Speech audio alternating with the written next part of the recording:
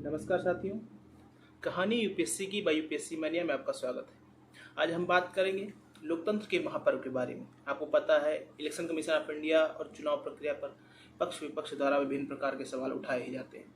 इस पक्ष में हम बात करेंगे आज सुप्रीम कोर्ट के ऐसे एक जजमेंट के बारे में जिसमें बताया सुप्रीम कोर्ट में कि अभी तक चुनाव प्रक्रिया के परिणाम आने के 45 दिन तक पश्चात अभी तक जो केवल ईवीएम और वीवीपैट को सुरक्षित रखा जाता था, सील करके रखा जाता था, अब इसके बावजूद सिंबल लोडिंग यूनिट यानी एसएलयू को भी सील और सिक्योर रखा जाएगा। तो हम जानेंगे सिंबल लोडिंग यूनिट एसएलयू क्या है।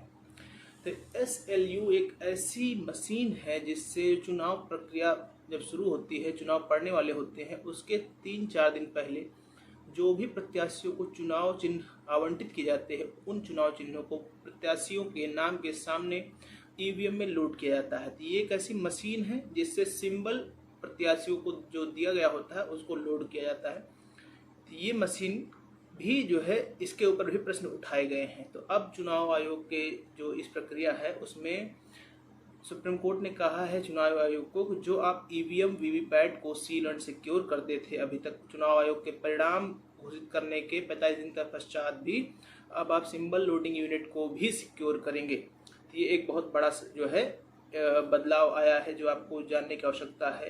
खास करके सिंबल लोडिंग यूनिट है वो जैसे एक चुनाव किसी संसदीय सीट पर या विधानसभा सीट पर चुनाव प्रारंभ होने वाला है, तो उस सीट पर सिंबल प्रत्याशियों को लोड करने के बाद अभी क्या होता था कि वो जो सिंबल लोडिंग यूनिट होती है अगले चरण में या फिर दूसरे किसी संसदीय सीट पर या लोकसभा सीट पर प्रयोग की जाती थी सिंबल को लोड करने के लिए। लेकिन अब एक जो संसदीय सीट या एक विधानसभा सीट पर सिंबल को लोड करने के पश्चात उस सिंबल यूनिट को उसी अवस्था में safe and secure district election officer के हवाले कर दी जाएगी और तब तक उससे छेड़छाड़ नहीं की जाएगी जब तक चुनाव परिणाम के 45 दिन पूरे ना हो जाए, ताकि यदि किसी को भी कोई भी शक या सवाल होता है तो उस सिंबल लोडिंग यूनिट की भी जांच और मुलाजा कर यकीन दिलाया जा सके कि चुनाव प्रक्रिया हमारी स्वच्छ और निष्पक्ष है। ये था आज यूपीएससी मैनिया की तरफ से एक और नई कहानी जो आपकी यूपीएससी की तैयारी में और भी सहायता करेगी। धन्यवाद, नमस्कार।